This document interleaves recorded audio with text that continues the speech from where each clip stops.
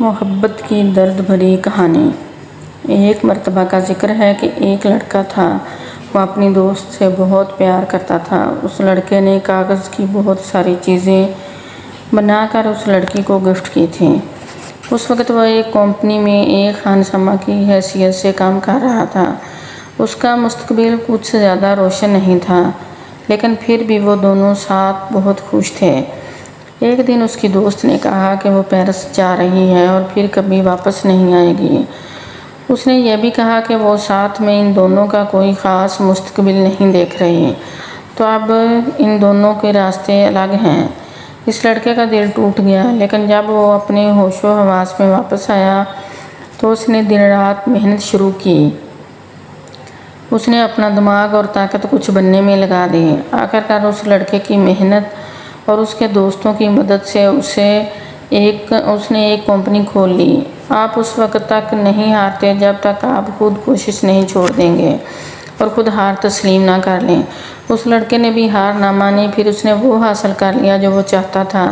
ایک دن تیز بارش ہو رہی تھی۔ وہ لڑکا اپنی کار میں ایک دن تیز بارش میں کہیں جا رہا تھا۔ اس نے دیکھا کہ ایک بوڑھا آدمی اور عورت ایک چھتری لیے کہیں جا رہے ہیں۔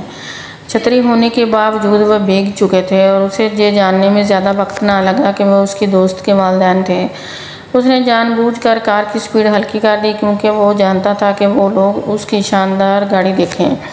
وہ چاہتا تھا کہ انہیں پتہ چلے کہ اب وہ ویسا غریب نہیں رہا۔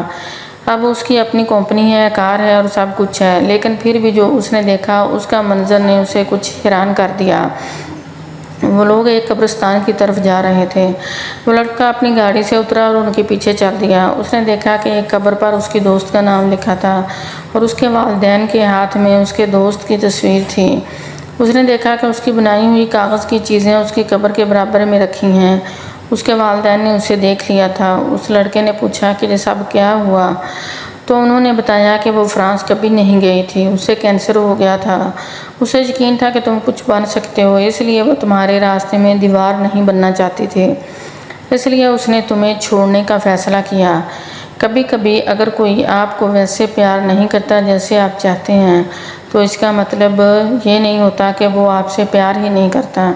اس نے اپنے والدین سے کہا تھا کہ اس کے مرنے کے بعد یہ کاغذ کی چیزیں اس کی قبر کے برابر میں رکھ دی جائیں، کیونکہ اگر کسی کی قسمت تمہیں یہاں لے آئی ہے تو تم اس کے سچے پیار کو سمجھ جاؤ۔ وہ لڑکا خود پر قابو نہ رکھ سکا اور رو پڑا۔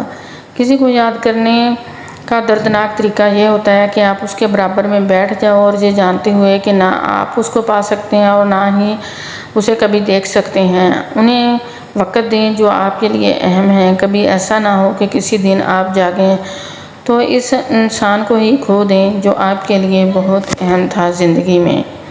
Please like, comment, subscribe my channel.